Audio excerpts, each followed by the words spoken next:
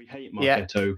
We're moving to Pardot. And I'll go, okay. And then I'll go down the street, go somewhere else, another conversation. And the conversation is, we hate Pardot, we're stopping it.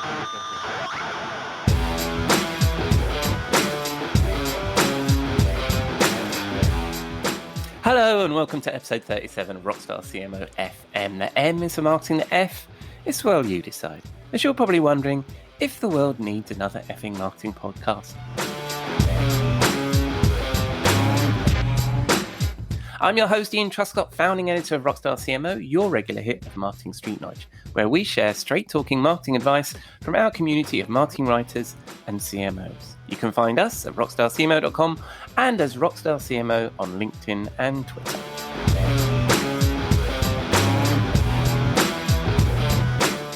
This episode was recorded on Friday the 20th of November. Thank you for joining us. I hope you've had a good week, that you're well, keeping safe, and staying as sane as you feel you need to be.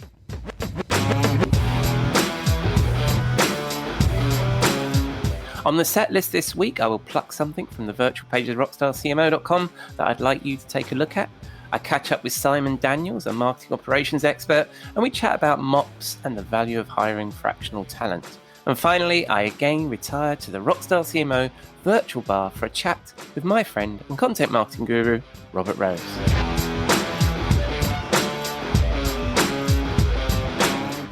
Right, let's get started, shall we?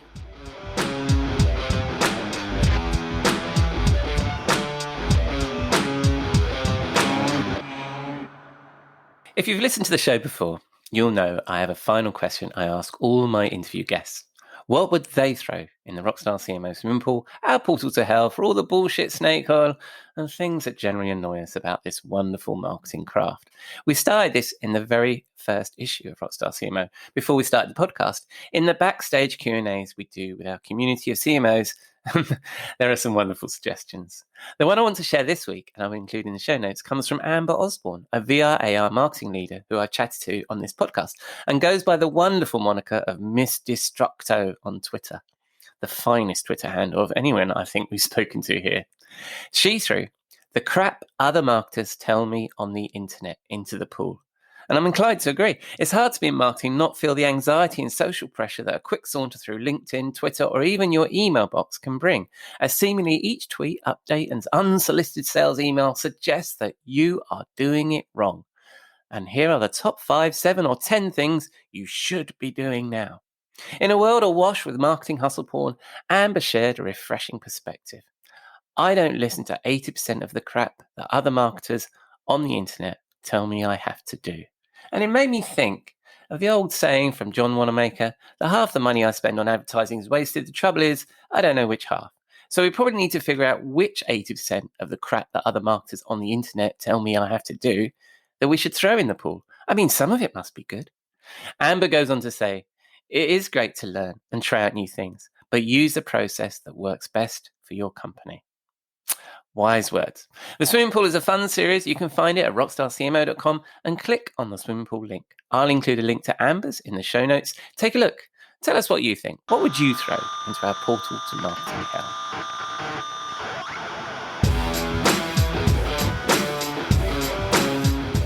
Okay, enough from me. Moving on. And let's hope to the 20% of the good stuff that we should be paying attention to. And welcome our first guest, Simon Daniels, who is a marketing operations consultant advising marketing leaders on the challenges with data, technology, and process. And let's face it, who hasn't had those? Simon has honed his craft during a career that includes Wood Mackenzie, Gartner, Progress Software, and T-Mobile, and as you will hear, runs Percasti Associates, providing fractional marketing leadership and consulting. It's always a pleasure to chat to Simon. Hope you enjoy this conversation.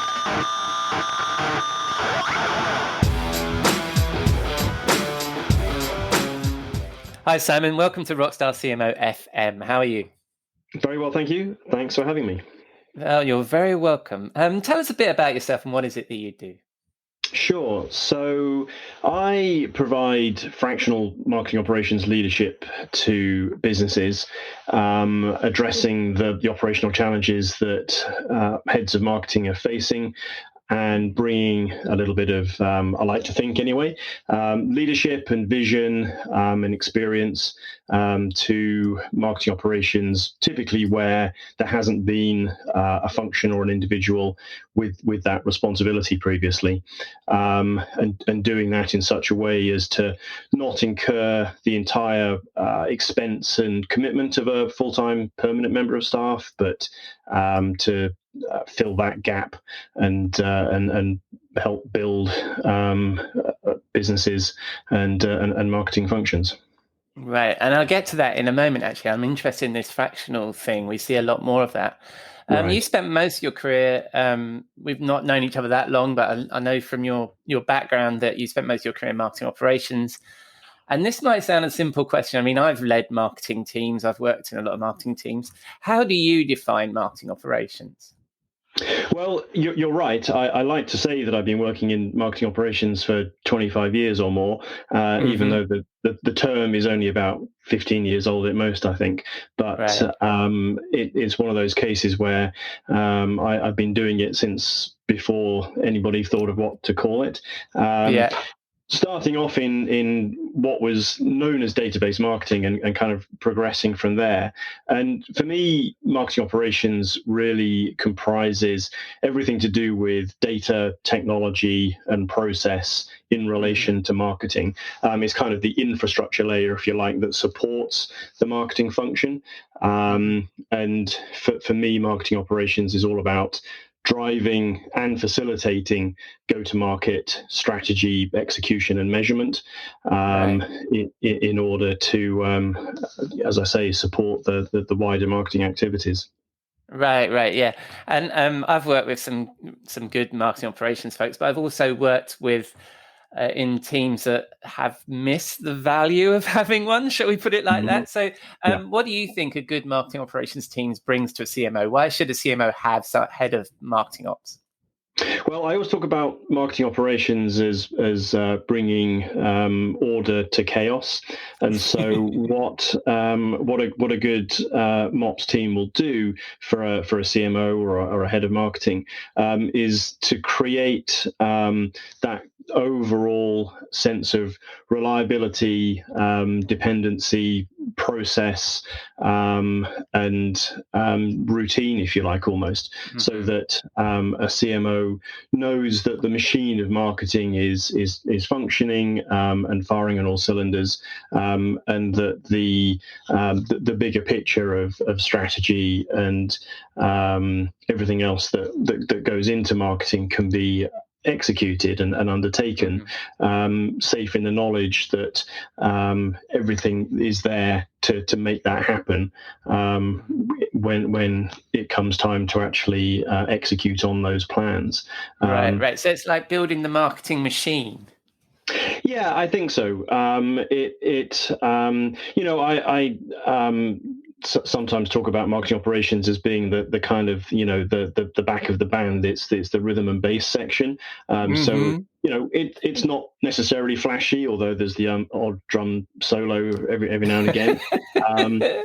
But it creates the rhythm and the cadence and the like I say, the kind of foundations, if you like, for the go-to-market teams to execute in terms of proposition and messaging and creative and all those kinds of things. But it's the knowledge that all of that's happening, and that clearly, as well as execution, that measurement can take place, and the benefit and ultimately return on investment from marketing can be understood.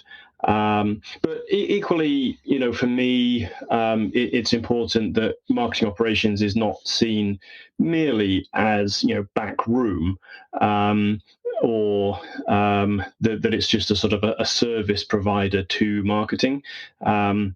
That's why I like to talk about driving and facilitating, because there's I have this kind of yin yang concept, if you like, where on the one hand, I will go to demand gen heads or campaign people and say, okay, what do you need in terms of marketing automation or data or campaign process or measurement and these kinds of things. But at the same time, I will just as likely be saying you should be running multi-wave behavior triggered campaign activity within the marketing automation platform, or we can improve the way that marketing is being measured so that you can understand the tactics that are working. So it's a kind of a push-pull relationship, if you like. No, I like it. And where do you normally start when you start a new engagement with somebody? Where do you find where's normally like the low-hanging fruit, or where do you start with creating something like this? Well, yeah, I mean, I certainly like to try and take a fast start. And so the things that often are most broken, if you like, are certainly data in terms of completeness and overall quality. And one of the kind of more strategic aspects that I like to try and encourage marketing teams to look at are things like total addressable market and building an audience base and understanding that base in order to go to market. Frequently, analytics and reporting is lacking. So looking at whether there's some quick wins just in terms of simple reports and dashboards that can be put in place to measure activity. And then often aspects of process just around campaign build or execution, data handling, these kinds of things. So those are the kind of low-hanging fruit or quick wins often. And then beyond that, it's a matter of building out what a roadmap should look like in terms of marketing technology adoption and deployment. Where marketing teams should be making more use of the tools they've got, or what's missing, and the sort of the longer term aspects of that kind of thing. Right, I like that, because you're the custodian of the really important stuff for CMOs right now, the data about the customers, but also the measurement and the metrics that CMOs need to hold themselves to, so they can report to the rest of the C-suite. So really, you're making, to help you to go with that analogy of the band, you're making the CMO the rock star, right? You're helping support that. Yeah, absolutely. I mean, it's why I quite like the analogy, because clearly, everybody loves the front man, the lead singer or the guitar player, and they get all the kind of plaudits and so on. But it wouldn't happen, in a rock band without the drums and the bass, providing the rhythm and the underpinnings, and frequently, not to stretch the metaphor too far, but those individuals in a band are quite often the kind of the best musicians, almost in the sense of understanding what a piece of music should look like. And I think, again, from a marketing perspective, there's an aspect of that.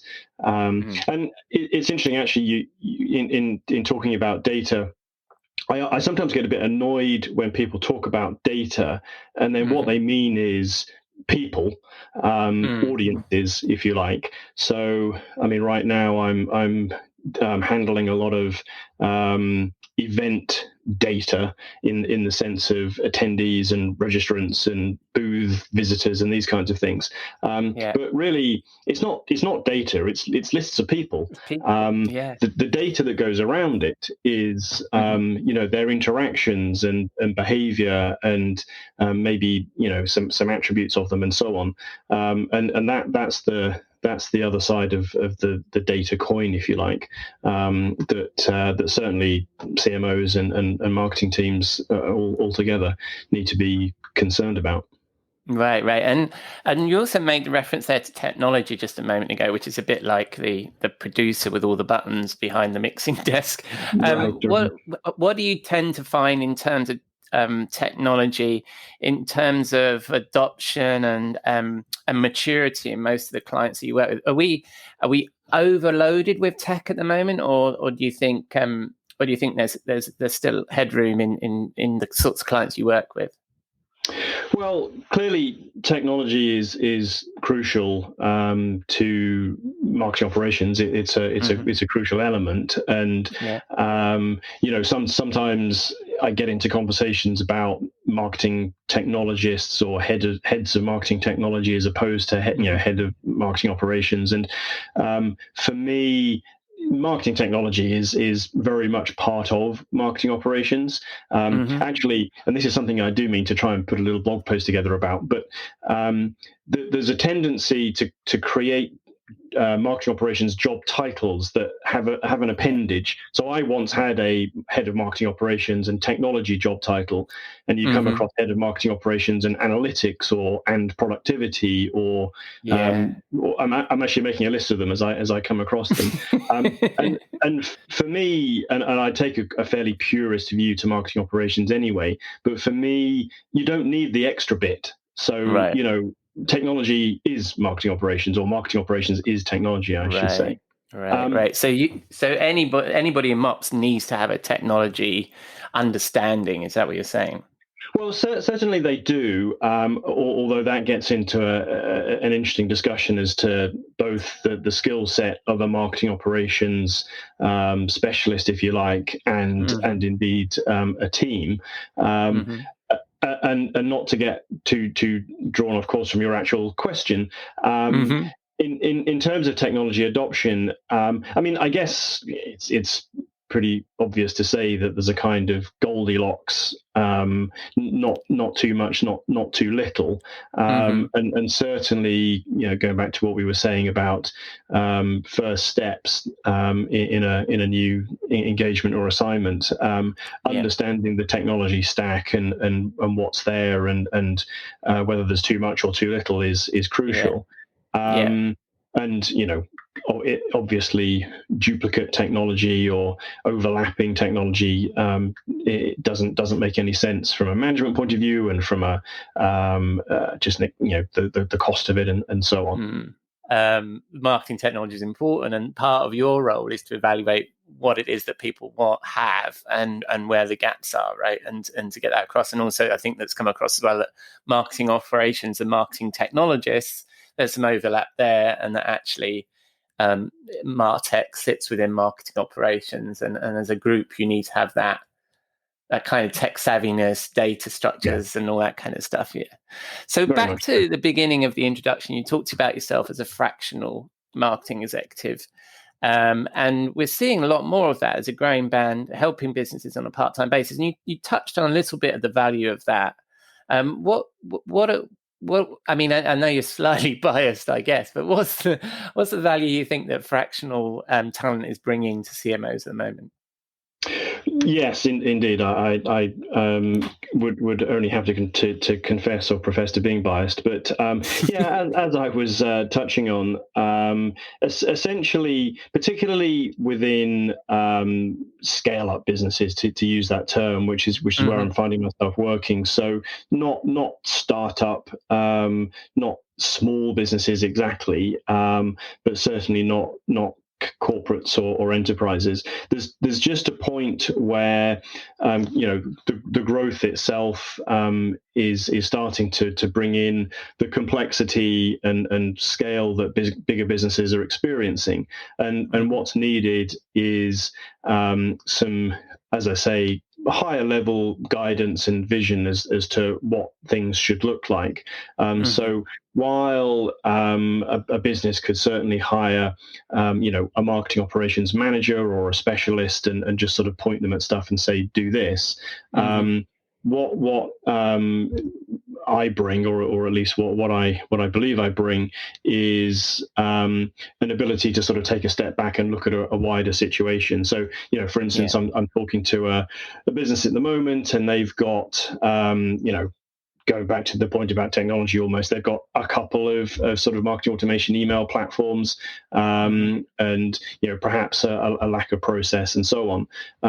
And it's not a matter of saying, okay, we need a Pardot specialist, for instance, to go in and fix Pardot, because maybe Pardot's not the right thing. And so it's a question of being, agnostic and having a slightly bigger picture view to be able to make those determinations. But at the same time, it's not necessarily a full-time role, because at that level, there isn't, a full role to do. And it could even be a matter of orchestrating other resources, internal or external, to actually, once you've determined, we're going to stick with Pardot, let's get someone in, or actually let's change it for another solution, to sort of to do that orchestration. So clearly I'm basing it on the concept of fractional CMOs, and I think the idea there would be, again, a business that recognizes it needs the kind of leadership, without either wanting to or being in a position to take on that full-time role just at that point. And I think as well, from my experience, what I've seen is that you can bring in some really good experience for your budget, right? And just have a small slice of that, and that just helps to direct the rest of what's happening in the team. Exactly. Inevitably, either the role grows into something that perhaps is full-time, in which case I would likely transition out, perhaps helping to pick someone to take up that full-time position, or other resources are put in place to create that overall marketing operations function, which can then take the business forwards. No, that's really good. Well, I'm conscious of your time, Simon. So I'm going to come to our final question. And as I think we've shared, we have a regular feature called the Rockstar CMO Swimming Pool on Rockstar CMO. It's our portal to hell for all the BS, snake oil, and overhyped trends that is in this wonderful marketing craft that we love. What would you chuck into our Rockstar CMO Swimming Pool? Well, I hope I can chuck more of a concept than a thing. And I think what I would throw in and consign to the Rockstar CMO swimming pool is rip and replace. Nice. So going back to the discussion about technology, it's tempting to say that there's no such thing as bad technology.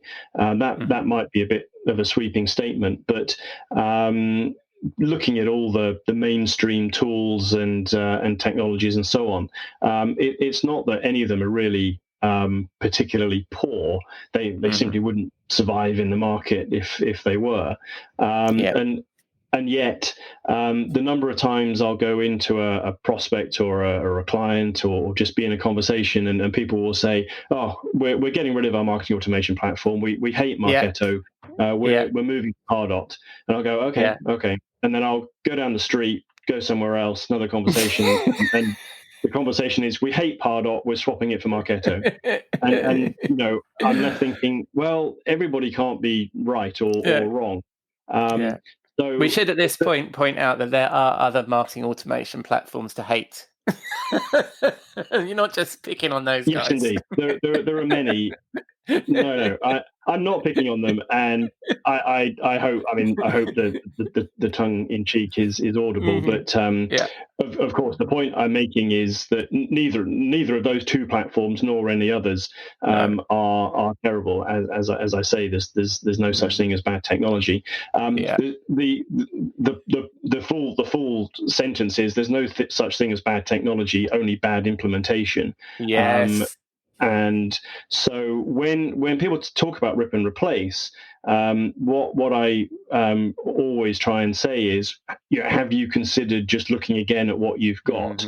It's a bit like the old love the one you're with, and the issues that exist around the technology are usually to do with process and data and training. And just the general way that something's been implemented. I actually think that businesses would be much better to consider re-implementing their existing platform. Absolutely. Than necessarily swapping it, because you retain all the benefit of familiarity, vendor relationships, maybe other consultancies and so on that you're working with, and yet you can make a fresh start. And it seems ridiculous to say, we're going to ditch this implementation of Marketo and start a new one. But I mean, I've been working with a client that have a long-standing Salesforce instance, and I keep saying to them, what's this field for? And it's like, oh yeah, that was from the sort of the previous version that we were using, and we don't use that anymore. And it's like, oh, I really wish we could just start again. No, but you're starting again with all the lessons that you've learned now, right? And that's that. And I also, I mean, I love these stories because when I was early in my career, I used to be, I worked for content management solutions, and I was in pre-sales, and I switched vendor, and I was presenting back to a client that was moving off the old solution that I'd previously been selling, and they were sitting there in the meeting saying, "This solution doesn't do this. We need to move off." And I'm inside of me, I know it's a bad implementation because I know that solution can do that. But the thing is the project isn't called whoever did the implementation. The project is called the vendor name. So it's the vendor that's got to go, not the implementation. So I think that's fascinating. That's exactly. Really Exactly. Yeah. And a good case study for this is to put in a positive word for Marketo.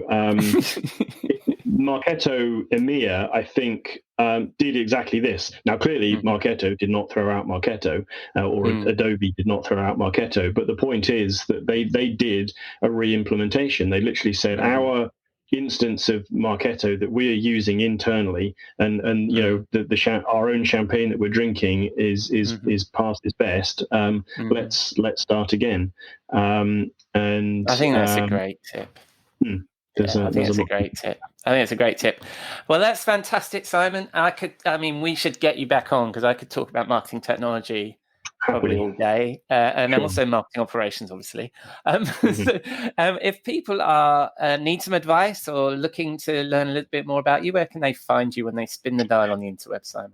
Best thing to do is just to look for me on LinkedIn. You should be able to just find Simon Daniels, or I did have somebody who found me, I think, on Google, but you put my name in marketing operations, and I should come out pretty near the top. And what's the name of your little one-person agency? I call myself Percacity Associates, which is meant to be a clever play on the word perspicacity. But otherwise, it's me and whoever I need to get involved to get the job done. Splendid. Well, I look forward to chatting to you again, Simon. Thank you very much for coming on the show, and I'll speak to you soon. Thank you. Thanks, Ian. Thanks for having me. Cheers, mate. Bye-bye.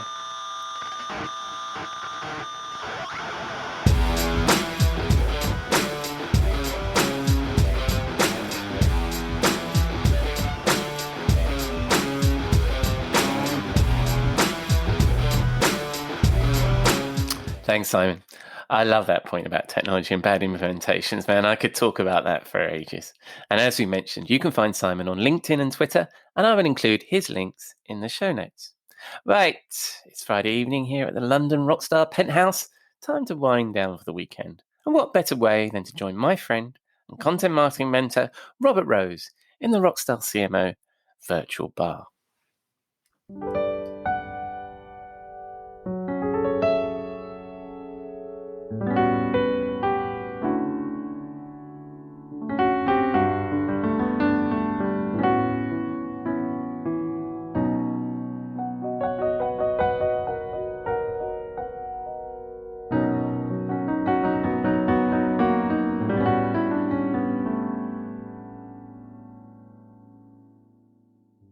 Good evening, Robert. What are you drinking? Oh, hello, my friend. Nice to see you in the bar here, and where we frequently find each other, it seems. That's true. This week, this last week, I don't know if you've been paying attention, but we had an election here. I heard about that. It's the never-ending election. It seems to be interminable, I have to say, and it's been a bit stressful. And so, I've been calling it the detox from the dragon, so I've made a bit of a cocktail here that I'm calling the Dragon Detox, and here's the way it works. It is so my lovely wife made a detox drink, which is a sort of a health drink, if you will, which is primarily celery juice and lemon. So you mix that together into a shot glass, and throw that away. Yeah, exactly. You shoot that. It's awful. It tastes absolutely horrific. But you're now detoxed. And now you just pour a generous amount of really nice añejo tequila into a glass, put some ice in that, and enjoy. Because that's the dragon. So you still got a bit of the hint of the good stuff around the glass, and there's a little bit of flavor, and then... Oh no! You use a completely separate glass. You don't want any part of that celery juice or lemon. Yeah, that's. I thought I was joking about chucking it away. You use two. You definitely use two different glasses for this. Right. Okay. Well, I only have one glass, so I'm going to try and put my detoxy stuff and my liquor in the same glass. I see. So, did we put ice in that? We do indeed. Yes. Oh, that's splendid. Well, I have some ice. That's good. Now then, last week's recommendation was an excellent one, Robert, but I don't have that particular gin, and you know that I'm not going for the tequila. I have a nice bottle of Hendrick's, which I shall generously pour into this glass. Yeah, there you go. Ooh, oh wow, nice. That is a generous pour. I think the bottle nearly slipped out my hand there. All right, and then for detox, something very similar to what your wife described, I think, because it has botanicals in it. I'm going to guess it's a tonic. You know me so well, my friend. You know me so well. Let's stick probably quite a lot of tonic in there. All right, here we go. Okay, so what did you call this drink? That was called the Dragon Detox. Oh, let me give this a try.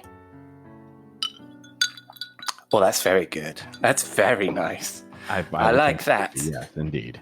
Yes, I could drink these every single week, Robert. I don't know why I keep trying your cocktails. I just have one of these. They're excellent. Yeah. So, we're detoxing from the dragon. Whereabouts would we be doing that?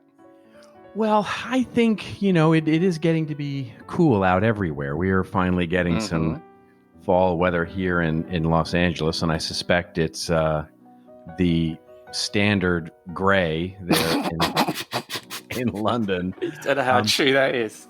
Yeah, so I'm thinking we both probably need to get to Italy, and I'm thinking somewhere on the coast. And I'm not as familiar with Italy, but I'm thinking the Mediterranean coast. Yes. Somewhere, where it is relatively warm and sunny, and there is good Italian food to be had. That's where I think we need to be. That sounds about right. And do you think you're going to be far enough away from the dragon for us to not worry too much about that? Yeah, that's exactly right. Although I think we'd be, I mean, we could certainly be sipping these in Italy, but I think, would we turn to that beautiful bottle of red wine you recommended the other week? I think we maybe have a couple of those as well, wouldn't we?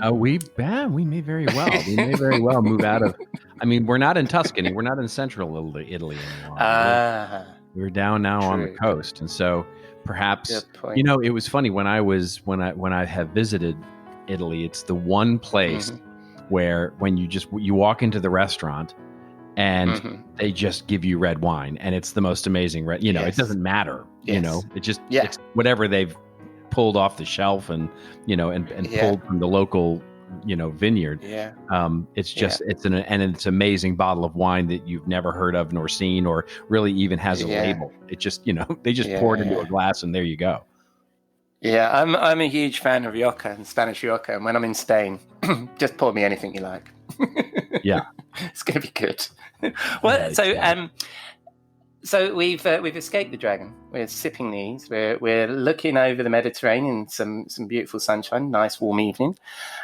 We, as we've discussed many times, we're polite young men. We don't talk politics or religion. No. What are we talking about, Robert? Well, I mean, as usual, we're talking something about marketing, I suppose. But interestingly, what I'm finding these days is something that I don't know if it's becoming a trend or not, but it's something worth discussing, which is this idea of the shifting needs of marketing operations. And what I mean by that is that, marketing ops was in 20 years ago, you and I are both old enough to remember this. Yes. Marketing operations was kind of it was basically the accounting of marketing, right? It was you might have a program management office that's part of the marketing operations team. You probably had, the procurement people, the people who were, signing contracts with agencies, managing all of the different, engagements with different vendors and that sort of thing. And really managing sort of the accounting of the marketing group, full stop. Yeah. And it's really evolved. Its marketing ops has really evolved. And what I see interestingly happening is when we start talking about content as a function, one of the interesting things to me is how much of it is now, how much of the skill sets needed are really match up well with the idea of what's happening in the sort of evolution of marketing ops, right? From everything from digital asset management to technology management to some level of cost, transparency, and management. A lot of those things are now, I think, have given a bit of a renaissance to marketing ops of late. And to me, that's a really interesting trend because I've always been a sort of fan of the marketing operations teams. And for small businesses, this will be a weird idea, right? What are you talking about, marketing operations? This is really something that is really endemic to a larger global enterprise, right? Where there are people who only, don't work on any creative stuff typically, but are only there to make the trains run on time in marketing. Yeah. And I just think it's a really interesting trend where content operations, which is sort of the new term du jour, is becoming so synonymous with marketing operations. And there are a lot of skills that are overlapping there. And I think it's a real opportunity for both teams to start to learn and evolve. And it might be the avenue for content to become truly strategic is to get into that more operational. Oh my God, mode. Yeah. It's, I don't think it'll be any surprise to listeners that we don't rehearse this. And I don't know what you're going to talk about. But the coincidence here is that the interview on this show is also with a chap called Simon Daniels, who's a marketing ops person. And we've been talking about marketing ops earlier in the program. So that's interesting. But this content lens that you're applying to, I'm really interested in because it's something that I'm looking at with a client as well, is that what do you describe as content operations? Well, increasingly, it's starting to look like, a centralized way to standardize the way that content is created, managed, optimized, and delivered. And what I mean by that is that you've got people now who are responsible for saying, okay, we have to pull. We can't scale content by simply having the rest of the organization demand increasing numbers of assets from people, right? We can only make so many infographics. We can only make so many blog posts. We can only make so many white papers. We can only create so many PowerPoint presentations. We can only create so many fill in the blank. And so moving to a more proactive stance of where there is a team producing content that is then pulled apart and merchandised into feeding that demand. In other words, more of a looking at content as a product that meets the demand of the organization rather than a service that meets the demand of the organization is an increasingly popular way, good way to scale and manage the cost of it. And so how do you do that, right? Well, you need, people who are focused on the governance and operational aspects of it. You need technology that helps you reuse, repurpose, and structure content in a different way. And you need real policies and standards in place so that everybody knows what we're talking about here, right? What is a white paper, right? What is an ebook? What is a blog post? What is a campaign versus an initiative, versus a project? And getting a good taxonomy, getting a good structure, getting a good operating model of content is so increasingly important as part of a great content strategy. And then you go, okay, well, who's going to do that? Because, it may or may not be the journalists or the creative people or the videographer or the photographer. They're ill-equipped to do that without training. And so you look at classic marketing ops people who have these skills built into themselves. And I think that's a really interesting idea. I completely agree. I love this. But one of the things that I'm seeing with a client I'm working with at the moment is you still have this sort of, and I've talked about the hamster wheel a number of times, about this hamster wheel of marketing where people are demanding data sheets, are demanding all those things you just mentioned. So you've got that going on. But in the meantime, you want to create this more considered content strategy using this content operations model that you've just described. How do you make that transition? It's almost like going from perpetual license software to SaaS. There's always that kind of break point, isn't it? And maybe that's a bad analogy for this, I don't know. But how do you then train the business to take that more considered strategic approach with content? Well, there's an amazing consulting firm that I might recommend that you hire. Sorry, couldn't resist. Well, in all seriousness, the first part of it is to take a reflection on what the team is doing now, right? How is for most businesses, content is kind of a black box, right? I mean, it's just this, request to go into something, it might be, there are so many businesses that still use a trouble ticketing system to actually, create content assets, right? The fact that we call it a trouble ticket, system, it's like, I'll get up on a rant there, but they do, right? Because, I'm going to submit my trouble ticket to get a piece of content created. And, and then, it's literally like the diner, right? Where you can picture the content practitioners down in the basement going, "Oop, order up," and, oh, it's a blue plate special with no fries, right? And who's it for? Nobody cares. Yeah, exactly. Right. And so it's just taking a reflection of how can we start to pivot and make the content that we're creating much, let's say it's a 90-10 split between reactive and proactive.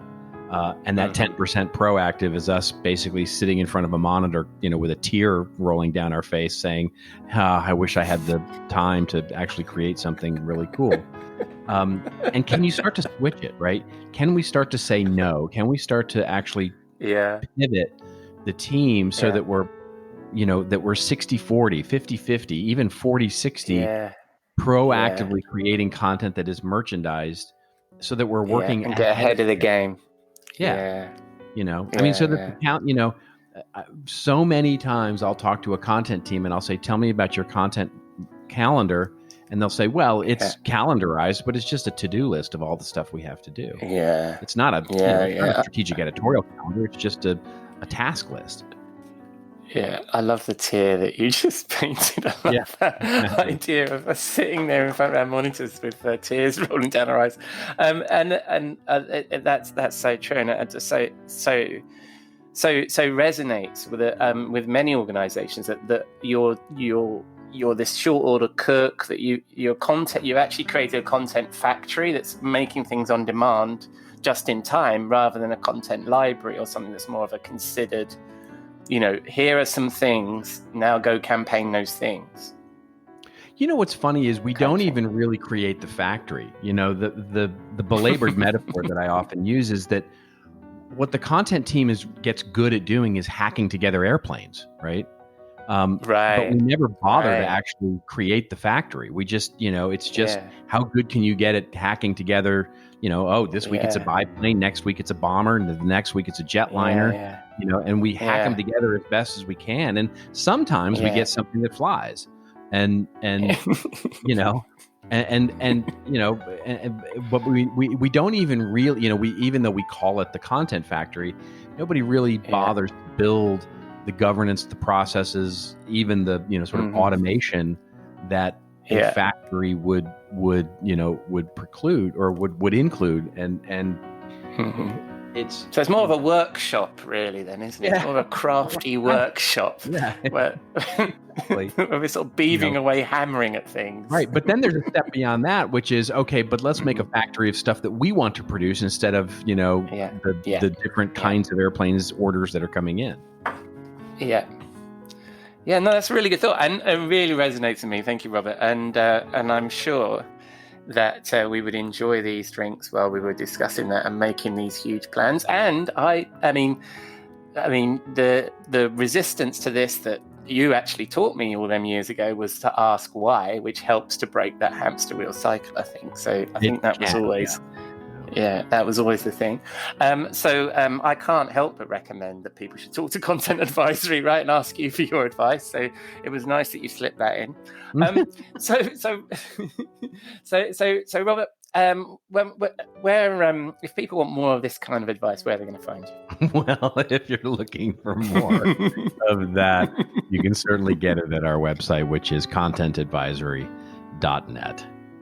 And when people spin the dial on the interwebs, where will they find you, Robert? Oh, I'm all over the place. I'm kind of annoyingly pervasive.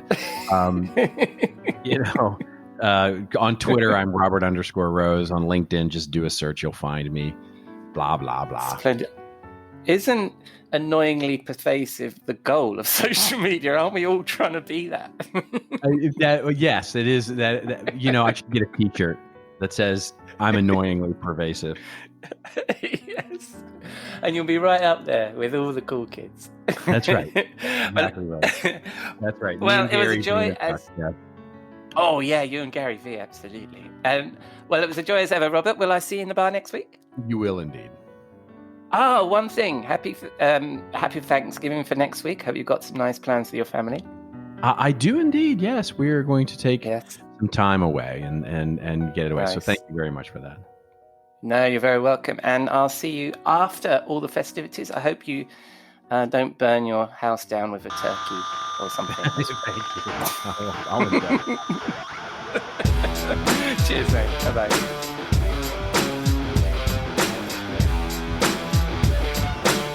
Thank you, Robert. As you've probably gathered by now, we don't rehearse, so it's surprising that this episode got a theme, the topic of marketing and content operations, so that was splendid. And I continue to drink Hendrix for the pleasure. No word of a sponsorship deal yet. So, that's a wrap on episode 37 of the Rockstar CMO effing marketing podcast. Thanks again to Simon for the conversation, to Robert for the inspiring cocktail, and to Amber for her wonderful suggestion for the pool. I will, of course, include all their links in the show notes at rockstarcmo.com/podcast, where you will also find all our previous episodes. If you liked my guests, please give them a mention, click their links, follow them, and take a look at their work. I really appreciate their time, but most of all, thank you for dropping a dime into your podcasting jukebox, selecting our track, and jiving along with us. I hope you enjoyed the show. So does the world need another effing marketing podcast? I would love to know what you think. Drop us some feedback, a review, subscribe, share, or just keep listening. I'm glad you're here. Next week, the topic will be content marketing as I chat to Raj Goodman Anand, founder and MD of Goodman Lantern, content marketing agency. One of my favourite topics, so really an indulgence for me. And as he promised, Robert Rose will be back in the Rockstar CMO virtual bar. Until then, happy Thanksgiving to our US chums. And I've been your host, Ian Truscott, founding editor of rockstarcmo.com, and I hope you'll join us again here next week at Rockstar CMO FM.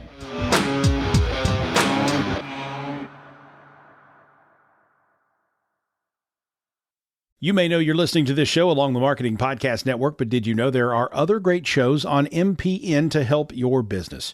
Christy Heiler hosts a fantastic podcast called Own It. Christy, tell us more about the show. Own It is all about celebrating women and non-binary advertising agency owners. We talk about buying out of the Boys Club of Advertising because less than 1% of ad agencies are owned by women. And where can people subscribe? You can find the podcast at untilyouownit.com. We're also on the Marketing Podcast Network at marketingpodcast.net. And of course, you can subscribe wherever you get your podcasts. You heard her. Go subscribe. This podcast is heard along the Marketing Podcast Network. For more great marketing podcasts, visit marketingpodcasts.net.